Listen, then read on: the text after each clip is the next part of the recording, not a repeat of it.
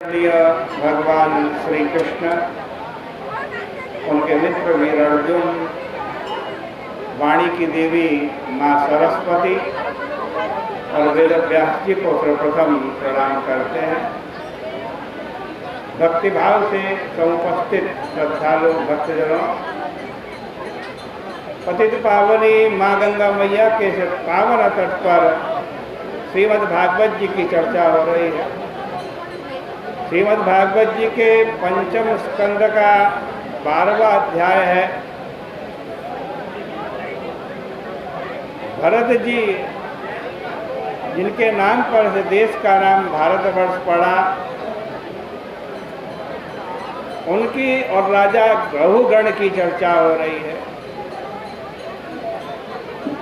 भरत जी ने राजा रघुगण को बड़ा सुंदर उपदेश दिया। रघुगण ने कहा, महाराज, आपने मुझे ज्ञानोपदेश करने के लिए ही ये शरीर धारण किया। आप तो परमानंद रूप ईश्वर हैं। मैं आपको बारंबार नमस्कार करता। नमो नमः कारण विग्रहाय। अब आप एक बात देखो, हम जानते हैं, आपने कथा में भी सुना है कि जड़ भरत जो ये हैं, ये पूर्व जन्म में हिरण थे, उससे पूर्व जन्म में राजा भरत थे। लेकिन रघुगण जड़ भरत से कहते हैं कि आप तो साक्षात परमात्मा,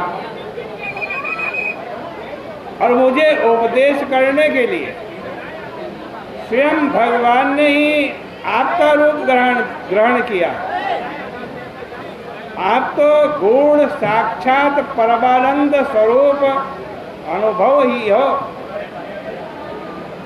देखो, ये शिष्य दृष्टि है। जब आप गुरु के समक्ष जाओ ना, तो गुरु को मनुष्य मत समझो, मानव मत समझो, क्योंकि गुरु क्या है? गुरु परमात्मा का रूप है।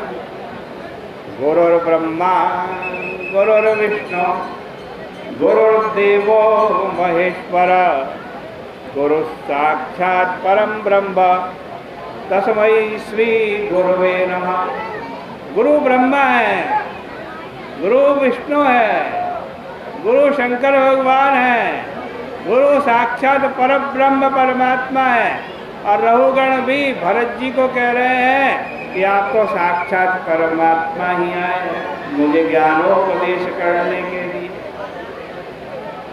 देखो, बड़ी सरल बात बता रहा हूँ। हिंदू धर्म में भगवान को पहचानना कैसे? यदि शालग्राम की शिला में तुमको ईश्वर नहीं दिखता, तो गली गली के पत्थर में क्या कभी ईश्वर दिखेगा? कभी नहीं दिखेगा। यदि गंगा जल में परमात्मा नहीं दिखता, गंगा जल बह रहा, तो क्या कुएं के जल में परमात्मा दिखेगा? कभी नहीं दिखेगा। महात्मा में यदि परमात्मा नहीं दिखेगा, तो क्या कभी पापी में परमात्मा दिखेगा? कहने का अभिप्राय यह है कि अपनी दृष्टि शुद्ध रखनी चाहिए। रघुगण ने कहा कि जैसे ज्वर से पीड़ित के लिए औषधि और गर्मी से तपे हुए व्यक्ति के लिए शीतल जल अमृत तुल्य होता है, अमृत के समान होता है, वैसे ही देहाभिमान से, ये देहाभिमान जो अभिमान है ना आपको, ये मैं हूँ, ये मेरा शरीर है, मैं इतना बलवान हूँ, मैं इतना ताकतवर हूँ, ये जो अभिमान है, यही क्या है? यही तो सर्प है। अभिमान रूपी सर्प से डरे हुए, डसे हुए लोगों के लिए आपके वचन, यानी संत के वचन क्या है? अमृत तुल्य है, अमृत के समान है। इसलिए रघुगण कहते हैं कि मैं आपसे यह प्रार्थना करता हूं कि आपने जो उपदेश दिया है उसको कृपा करके सरलता से समझाइए, क्योंकि मैं उसे समझना चाहता हूं। मुझे तो ऐसा लगता है कि क्रिया का फल बिल्कुल दृश्यमान है, किंतु आप कहते हैं कि ये जितना दुनिया का व्यवहार है ये सत्य नहीं है, और मैं तत्व ज्ञान के योग्य नहीं, इसलिए मेरा मन डावाडोल है। उसमें कभी ये बात आती है, कभी वह बात आती है। वह नदी के दोनों किनारों पर विचरण मेरा मन करता रहता है। कृपया बतलाइए कि सत्य क्या है। ये व्यवहार सत्य दिखाई देता है, बेटा सत्य दिखाई देता है कि नहीं देता? बैंक में रखे हुए अकाउंट में पैसे रुपए सत्य दिखाई देते हैं कि नहीं दिखाई देते? पत्नी सत्य दिखाई देती है कि नहीं? आज दुनिया की जितनी भी व्यवहारिक चीजें वो सत्य दिखाई देती हैं, और आप कहते हैं ये सब झूठ है, झूठ, ये सत्य नहीं है।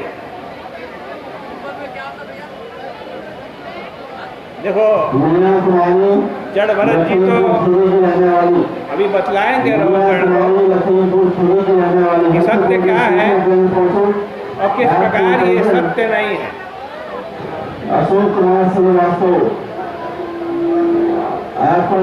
जड़ भरत जी ने कहा,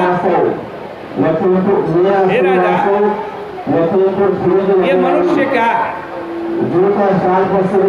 ये मनुष्य पृथ्वी का विकार है